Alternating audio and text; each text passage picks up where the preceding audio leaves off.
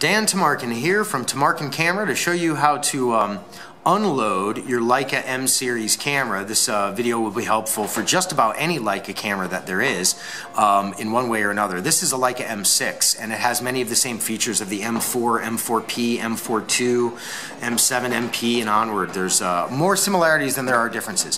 The first thing to do once you're done with your roll of film, take the rewind lever, move it down, flip up the rewind lever and start cranking away. You'll feel the film come off of the spool.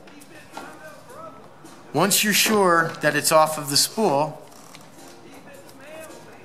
open up your base plate, being mindful of the little hinge fixture on the other side, and voila, off to processing or off to the darkroom for you.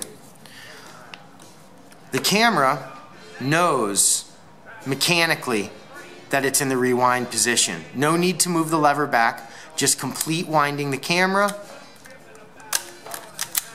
et voila, ready for another roll.